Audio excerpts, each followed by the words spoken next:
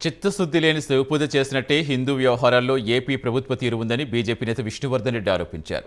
సింహాచలం అప్పన్న చంద్రోత్సవం ఏర్పాటు చేయడంలో ప్రభుత్వం విఫలమైందని విమర్శించారు.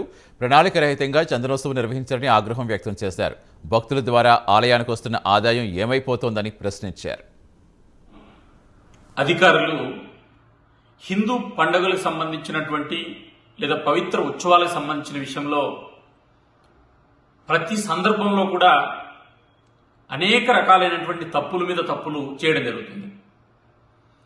హిందూ భక్తులకు సంబంధించినటువంటి కానుకలు, భక్తులకు హుండీలు వేసేటువంటి డబ్బు ద్వారా, కానుకల ద్వారా ఆలయాల నిర్వహణ కానీ ఏర్పాట్లు కానీ చేయడం జరుగుతుంది. అదే ఇతర మతాలకు సంబంధించినటువంటి అంశంలో ప్రజల పన్నుల ద్వారా ఇచ్చినటువంటి డబ్బులను ఖర్చు చేస్తూ ఉంటారు.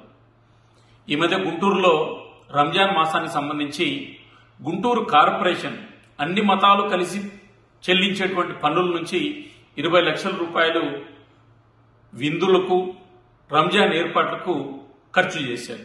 మంచిదే. భక్తులు ఎవరైతే, హిందూ భక్తులు ఎవరైతే ఉన్నారో వాళ్ళు ఇచ్చేటువంటి డబ్బులు, హుండీలో ఇచ్చేటువంటి డబ్బులు వాళ్లకు ఏర్పాట్లు చేయడంలో ఈ ప్రభుత్వానికి వచ్చినటువంటి ఇబ్బంది ఏముంది?